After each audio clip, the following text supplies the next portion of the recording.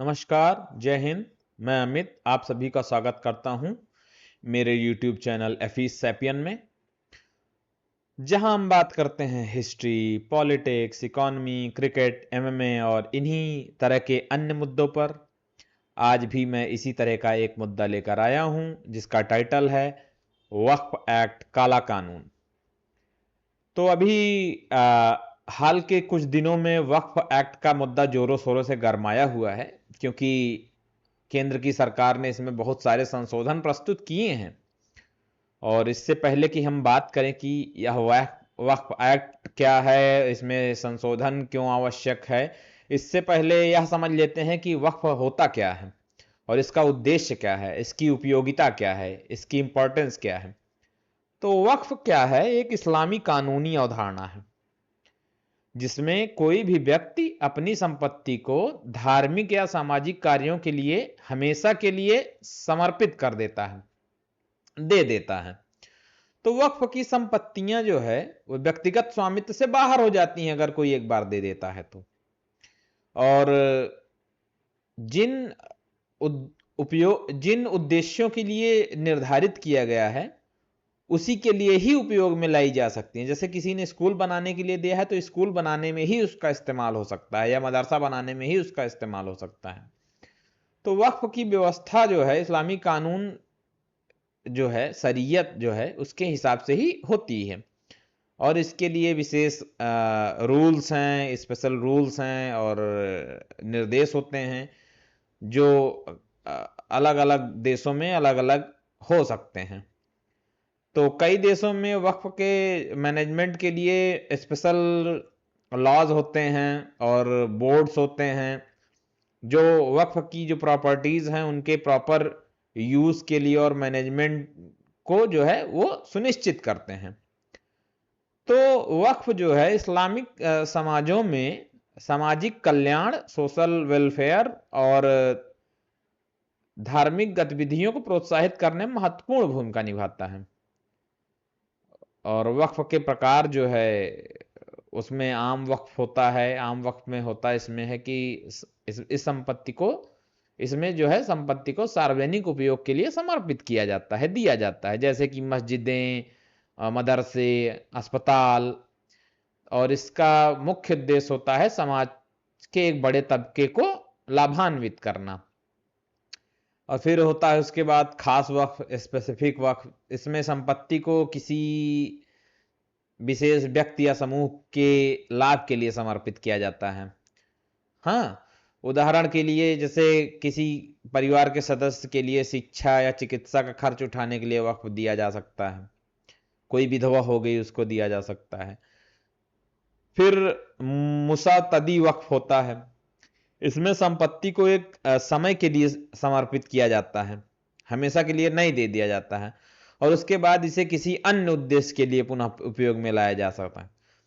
तो वक्फ की संपत्तियां स्थानीय वक्फ बोर्ड द्वारा प्रबंधित की जाती हैं, मैनेज की जाती हैं, और इनका उपयोग वक्फ के निर्धारित उद्देश्यों के अनुसार ही किया जाता है। जैसे जो उसके उद्देश्य जब संपत्ति दी जा रही थी तो जो उसका मोटिव जो है डिसाइड किया गया था उसी के अनुसार ही किया जाएगा।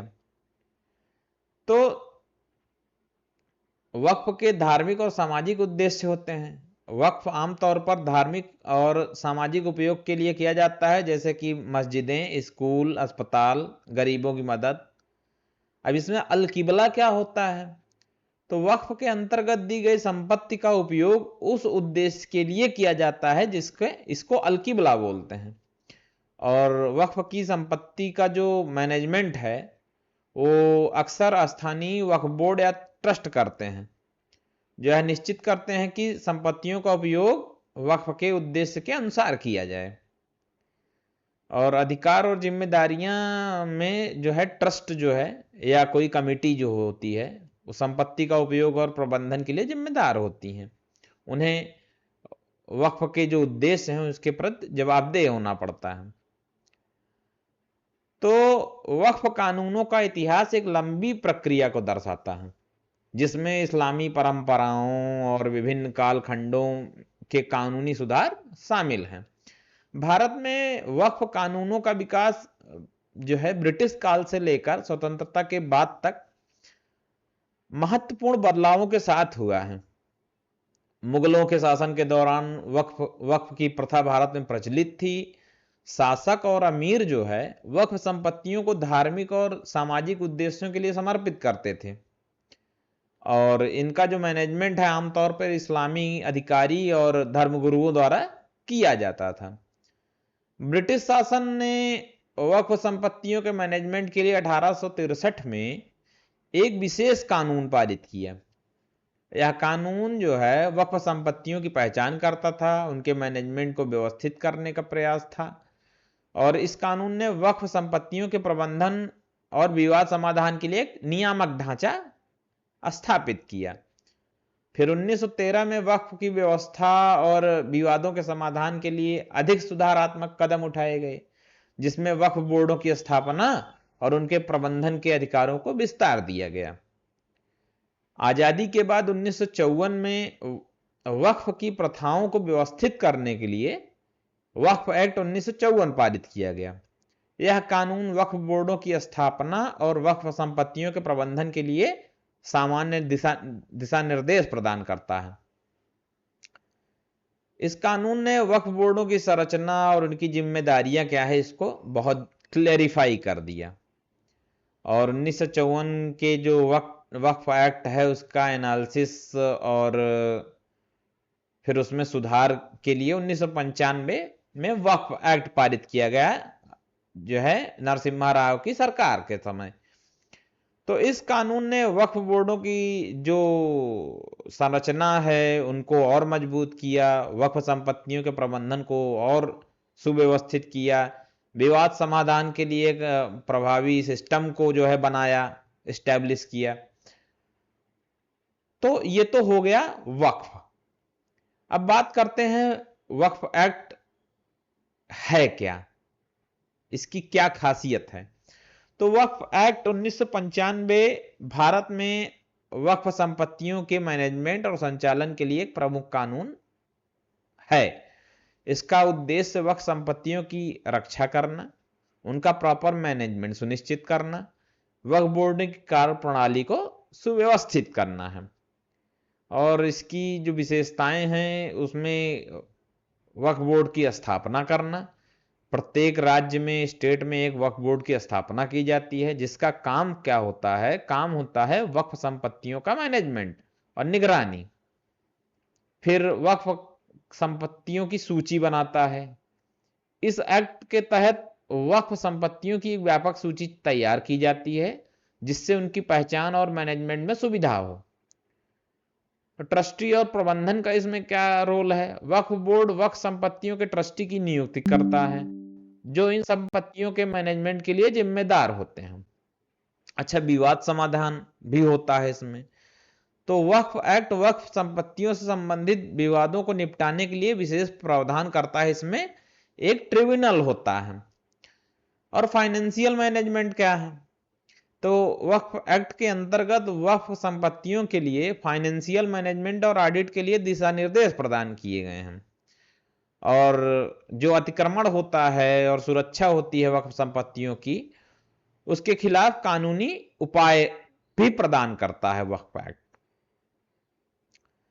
लेकिन वक्फ एक्ट काला कानून क्यों है? काला कानून इसलिए है क्योंकि यह मनमाने तरीके से कार्य करता है। इसको इतनी शक्तियां दे दी गई हैं 2013 के अमेंडमेंट के बाद कि यह किसी भी संपत्ति को वक्फ की संपत्ति घोषित कर देता है। गांव के गांव को वक्फ की संपत्ति घोषित कर देता है। पूरे दिल्ली को इसने वक्फ की संपत्ति घोषित करके रखा है। तो 1995 में वक्फ कानून में संशोधन करते हुए वक्फ बोर्ड को असीमित शक्तियां दे दी गई थी। कानून कहता है कि यदि वक्फ बोर्ड किसी संपत्ति पर अपना दावा कर दे तो उसकी संपत्ति माना जाएगा।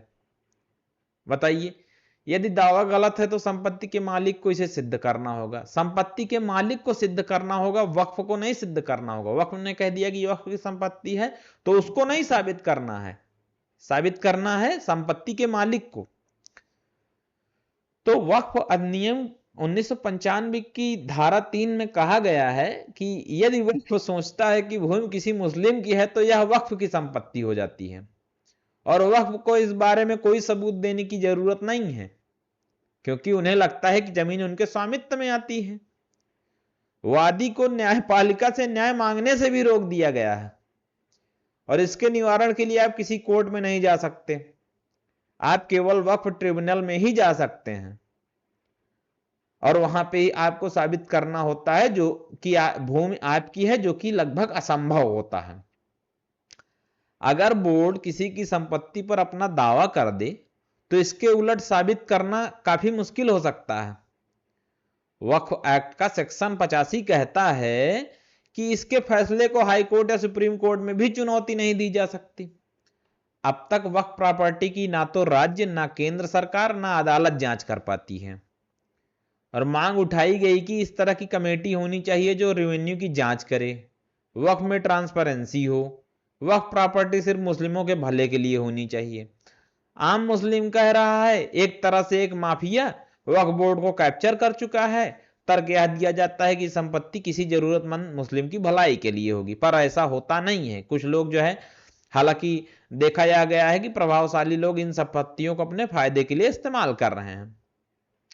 चूंकि मौजूदा कानून के मुताबिक राज्य और केंद्र सरकार वक्फ संपत्तियों में दखल नहीं दे सकती हैं, संशोधन के बाद वक्फ बोर्ड को अपनी संपत्ति जिला मजिस्ट्रेट के दफ्तर में रजिस्टर्ड करानी होगी, जो नया संशोधन आया है उसके हिसाब से, ताकि संपत्ति का मूल्यांकन हो सके और राजस्व की जांच हो सके। नए बिल में यह प्रावधान होगा कि सिर्फ मुस्लिम ही वक्फ संपत्ति बना सकते हैं। बोर्ड के स्ट्रक्चर में बदलाव किया जाएगा और इसमें महिलाओं की हिस्सेदारी भी सुनिश्चित की जाएगी। राज्यों में वक्फ बोर्ड में महिला सदस्य शामिल भी होंगी, जो अब तक नहीं शामिल होती थी। तो प्रत्येक राज्य बोर्ड में 2 और केंद्रीय परिषद में 2 महिलाएं होंगी। प्रत्येक राज्य बोर्ड में 2 और केंद्रीय परिषद में 2 महिलाएं होंगी। अभी तक महिलाएं वक्फ बोर्ड और काउंसिल की सदस्य नहीं होती थी, जैसा कि मैं पहले ही बता चुका हूं।